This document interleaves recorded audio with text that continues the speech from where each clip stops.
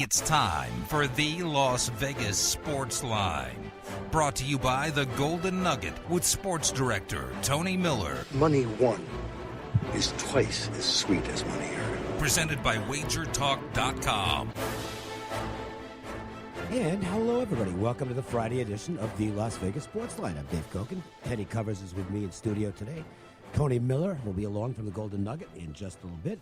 And we've got Kelly in Vegas. Kelly Stewart will join us in a little bit as well. Hi, Teddy. How are you? I'm doing all right, Dave. How about yourself? I'm doing okay. I could be better in terms of the selections this week. Have not been hasn't been a banner week, but you know we ride them out and try and get back on track. That's the nature of the game. Look, you've had a heck of a run. You had a real good football season, and the truth of it is, it doesn't matter how good you're running, there inevitably will be at least some type of a correction at some point.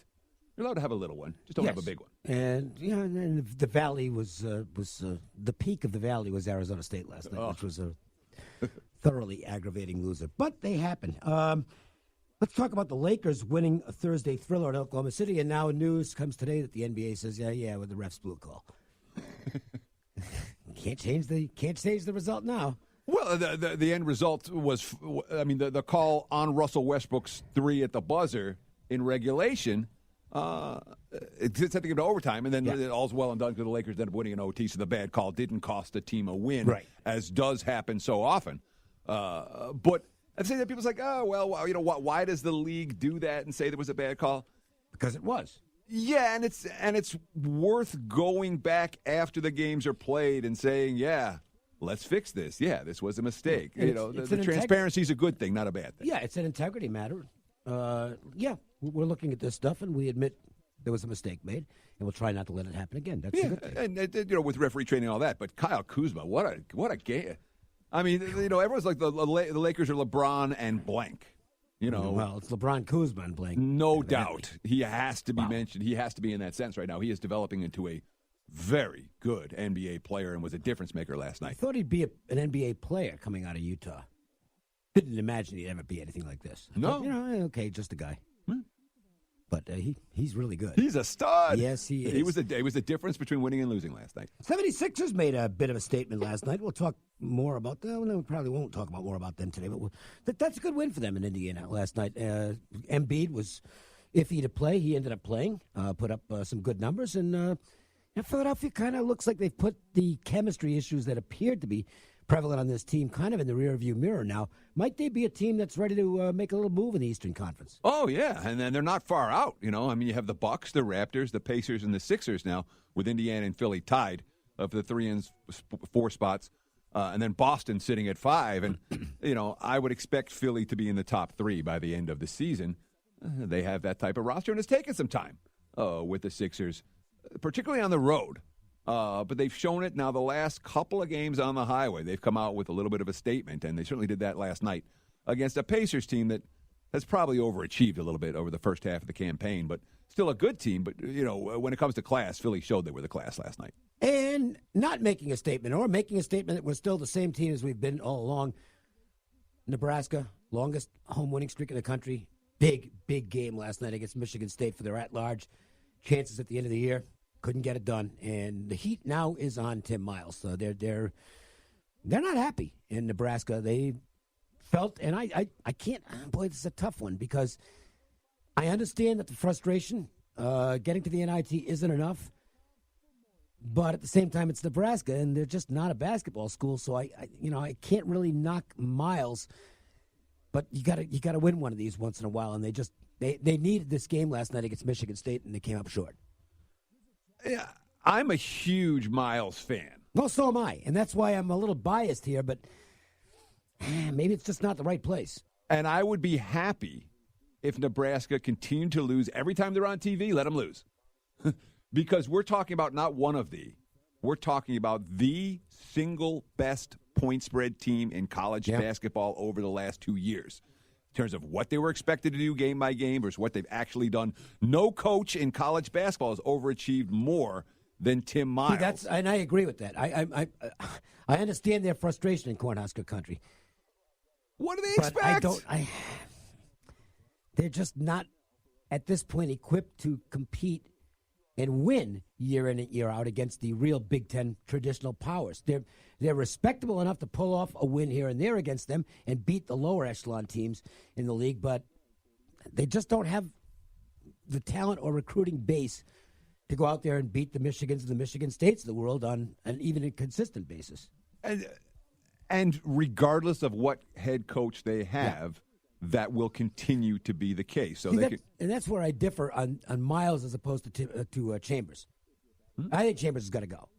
Okay, 8 years, no tournaments, NIT doesn't count. You got to go. And bad losses. Nebraska's had a lot of tough losses in these big games. Penn State continuously comes up big time short, and they again were just terrible down the stretch against Iowa the other night. That he's going to get fired, and that one I have no argument with. Yeah, and it's funny how which side of the game were you on? Were you on Iowa? I wasn't on anybody. Okay, because I was on Iowa in that game. I thought Penn State played great. And they collapsed at the end. They didn't. They but that's a young team. That's what they're going to do. And I guess they're not supposed to do it at home. But I felt very fortunate to come away with a point spread cover in that ball game. Although, if you played it fairly late, you clearly were getting the value with Iowa. Yeah. That was a game. We've talked about this over and over again, where the Steam Chasers beat themselves by taking horrendous numbers because the Sharps are on it. The Sharps got Penn State at a good number in that game. The Steam Chasers did not, and they deserved to lose. I mean, laying 3.5 with Penn State was absurd in that game. It was terrible. No question. But the other thing that your Chambers and your Miles are dealing with, the Big Ten is loaded. Oh, boy, it's good. I mean, it's a top really good to bottom. conference, yeah. The bad teams are good. Yeah. I mean, Illinois is a pretty good basketball team, and they're a bad Big Ten team. Although Sure. They sure weren't the other night against Minnesota, but maybe Underwood's finally got something going there, too. Anyway, we'll continue. Actually, we'll look at a Big Ten game as we head into the MJ Christensen Diamonds 4 at 4. 1, 2, 3 into the 4. Put them fours up. Put the fours up, I said. Do it right now. Tonight's action is just around the bend, and the guys want to get your night off to a great start. 4. It's the Las Vegas Sportsline's 4 at 4. Not 1, not 2, not 3, but 4. Unbelievable is right. And it was, listen, unbelievable deals at MJ Christensen right now. I mean, some spectacular new 2019 items in the store. I mean, just because the holidays are over doesn't mean you're not going to save some big dollars and get phenomenal service from a one-store-only location. This isn't a chain. This is a one store in Boca Park. They've been servicing Las Vegas for 3/4 of a century. Phenomenal reputation in town. I mean, if you're going to a jewelry store, you're not going to do better than MJ Christensen. You're going to get treated right there and priced right as well. Check it out for yourself and visit the website, mjchristensen.com. So the Nets and Magic, and why did I put this game on there? Well, because the Nets are in an interesting situation. They've been playing pretty good basketball. Yep. Brooklyn's turning out to be better than most people thought, but boy, is this a possible big letdown spot coming off that game the other night where Harden goes absolutely berserk against them with 58. It doesn't matter. The Nets won the game anyway. And is that something they're going to continue to build on, or is this a spot where it's like, oh, boy, they could overlook Orlando here? Well, remember, that was coming off a win against Boston. Yes. And so they've had Nets, a huge week. And the Nets viewed those two games in particular like these are our statement games we're coming to play. The game against Houston on Wednesday, they stole that game twice. They were down 9 with a minute to play, and Dinwiddie drained back-to-back-to-back threes to send it in OT. And then they were down 7 with a buck and a half left in overtime and stole it as well. Hit every shot down the stretch, got every stop down the stretch, and really were able to take advantage, which leaves tonight's game as the mother of all flat spots. It does. And I've been riding Brooklyn. This is not a spot to ride Brooklyn. And I'm no Magic fan, but for as much as Orlando, they've had an ugly game against Detroit the other night, a game where two teams were trying to lose, it felt like, in the last minutes of regulation. Detroit does that a lot. The last 4 home games for the Magic, they beat the Rockets, they beat the Celtics, they beat the Raptors, they beat the Pistons. All of a sudden, they're playing much better basketball at home. Yeah. Well, sandwiched around a long West Coast trip that was pretty ugly, but they have definitely played better basketball at home of late. Another NBA matchup tonight. National TV for this one. Spurs and Timberwolves. And boy, the Timberwolves, are they just on the no-play list at this point? This team is... nothing's working. Oftentimes we've talked about this where coaching changes get made in season. You see a spurt from a team, a little more life, a little more bounce in their step. Hasn't happened for the Timberwolves. They just look like a team that can't wait for the All-Star break so they can not play basketball for a while. Well, I mean, this team's been through a lot this season. Oh, boy. You know, when you think about all the issues with Jimmy Butler and then all the issues with the Tibbs and GM's change. It's been chaos, essentially, for Minnesota. And look, there's talent there, and they're coming off as ugly a loss you're going to find. They give up a $149 to Philly in regulation the other night. It's not like they've been getting killed on the reg. That was an outlier performance for the T-Wolves. But when you talk about teams I'm looking to stand in front of right now, San Antonio is not on the list. No. And, again, you talk about impact injuries in the NBA that don't show up anywhere in the point spread. That's Robert Covington. Robert Covington for the T-Wolves, one of these role players. They got him from Philly. He immediately established a defense and rebounding mentality to go along with Towns. They played great. He got hurt. That's when their play went down. Robert Covington matters, and he doesn't matter one bit to the point spread. Maryland and Ohio State, a Big Ten matchup tonight. Mark Turgeon has commented on a regular basis this year that he likes this Maryland team and expects them to keep getting better as the season progresses. And you know what? He's kind of right now. Maryland's playing good ball. They're on the road tonight in Columbus against the Buckeyes, and Ohio State kind of needs this one. They have dropped, I think it's 3 in a row. They're in a position where they kind of need a win. Doesn't mean they will, but I think Ohio State's going to be really focused for this basketball game and will give a very good effort tonight. Whether that's enough for them to get past Maryland, that's another story. Yeah, I mean, the last 3 losses for the Buckeyes, they lose at home to Sparty. They go on the road and lose a tight one at Rutgers. And then Iowa beats them up, pretty good. They won that game by 10. They seem to be in control for much of that contest. Nothing to be ashamed of with those defeats for Ohio State. It certainly does feel like a circle the wagon spot at home. All that being said, Maryland's the better of these two teams, period. Yeah, I like the team. And from a defensive standpoint, this is a Buckeyes offense that at times has struggled to put the biscuit in the basket against the better defenses that they've faced. And you have to like the way the Terps are playing defense right now. They are playing defense at an elite level on a fairly consistent basis. And you have to like the way Xavier and Villanova, Villanova is starting to put it together. Jay Wright, look, they figured to struggle somewhat early. A lot of new faces being put in coming out of the championship season.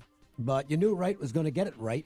And Villanova, I watched the Creighton game last week on the road, and they were really good in the second half of that basketball game. Xavier is down this year. I think we can say that with confidence now. They're missing Chris Mack. They're just not as talented. They also have a rough history against Villanova. Xavier's had a really bad time with Villanova over the years. So, this could be a real tough spot for the Musketeers. Yeah. Xavier 1-10 their last 11 meetings against the Wildcats. And, of course, the favorite 11-1 against the spread the last 12. Recent meetings, 95-79, 89-65, 73-57, 78-54. One double-digit blowout after the next. For the Wildcats, they've solved Xavier. I don't know that changes tonight. It is time to go downtown. Not literally, but at least on the phone. We've got Tony Miller from the Golden Nugget on right now. Hi, Tony. How are you? Hey, Dave. How you doing, my friend? Good. I am excited. We have not yet talked about any of the football this weekend. We're going to do a lot of that right here because it really doesn't get much better than this. The top 2 seeds in each conference have advanced to the conference finals. And you've got 2 closely lined games. Couldn't be better from a fan or betting standpoint. Dave, you're absolutely right, man. We thought all season long these were probably the 4 best teams coming out of the NFL, and they are. They're here. And we've got the best 4 teams playing head-to-head, and may the best man win. And it's showing in the betting. Very popular games, a lot of action going both ways, and real happy with it right now. The numbers are solid. Let me ask you this, handle-wise, because we have 4 marquee teams and essentially the 4 best teams in the NFL this year. I don't think anyone's surprised at any of these teams being alive to play for the Super Bowl this Sunday. Is that mean that you're generating more handle than you normally would for a conference championship weekend? What do you think the overall house, not the hold, but the handle is going to be this weekend? Teddy, I think we're going to set records because I can tell you right now I'm ahead of pace of last year easily. And it's looking good. It helps having an LA team in there. Yep. The Saints are a very popular team. The Chiefs are up and coming in the Central